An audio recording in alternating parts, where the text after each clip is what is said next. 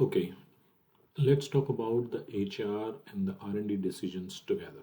Okay, they go hand in hand. So under the HR tab, under staffing and cost, what we are really worried about is our R&D staffing. Okay, here I also want to make one thing very clear.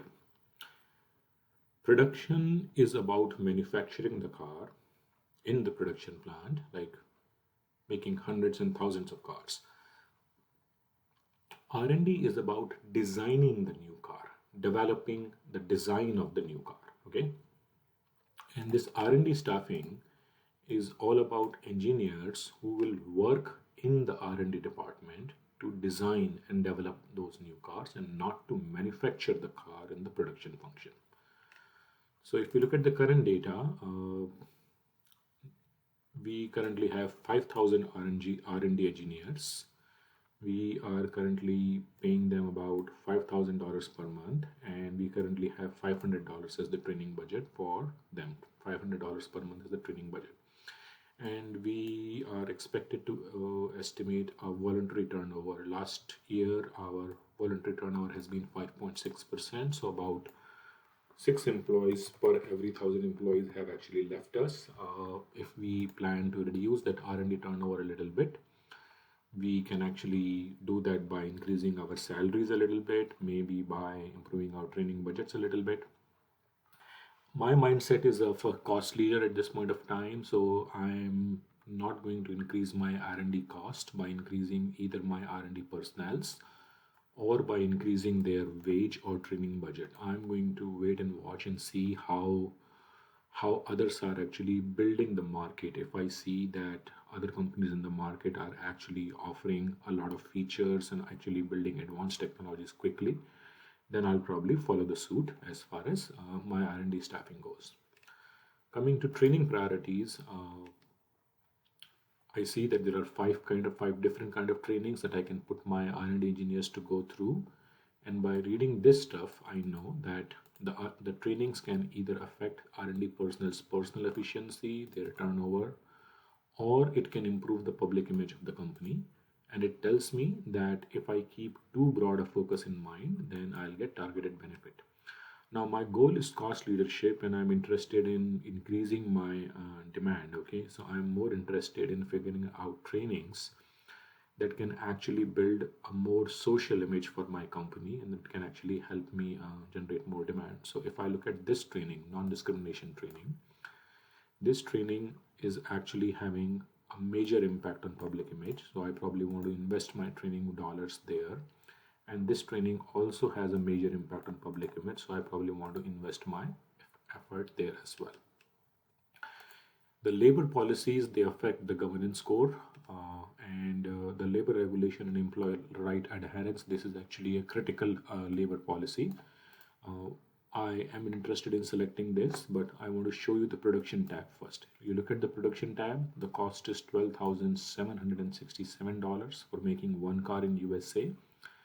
I go to the HR tab, I go to the labor policies, and I select this training, and I select this labor policy. See,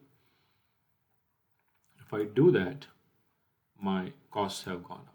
Okay, so this is something that we have to be aware about. This particular labor policy, adhering to the local labor regulations keeps your company out of trouble, but you can also choose a more relaxed approach by instead pushing the envelope and adhering to bare minimum regulations, which will decrease your production cost. I don't want to adhere to bare minimum regulations, okay? Because doing so, however, will have a detrimental impact on your public image. So I'm actually right now focused on maintaining a public image, trying to generate demand for my company through ESG parameters and probably through price. So I'll just focus on this one for now, and I'll see how it goes. Coming to the R&D tab, let me clean this up for a moment, okay? And let's start fresh. So this is the current state of my company. I have a combustion engine completely developed in my company, and I currently have 6 features developed on it. My hybrid engine is right now about 49.21% developed, and I can either choose to develop it completely in-house, or I can choose to actually buy this feature from outside market at $550 million. In one of my previous videos, I have already explained how to compare person days with this USD cost. These person days first need to be converted into dollar amount using this monthly cost converted to an annual cost per engineer, and then using the parameters to figure out that one R&D engineer works for 250 days in a year. Okay, and once you are able to figure out the cost of an engineer for one day, now if you multiply that cost with these numbers, you will actually be able to figure out the actual cost of making any R&D project in your own company. So what do I want to do? First of all, I am definitely interested in finishing my hybrid engine in my own company. I don't want to actually make investment in R&D. I don't want to make an investment in licensing it and pay 550 million. So that's my step one. Now I have another 738,568 person days available. I can do two things. Either I can try and uh, I can put this to start making an EV car, or I can use some of it to make another feature on combustion or combination of two. So what I'm going to do is I'm going to add a feature on my combustion so that I can have 7 features next round.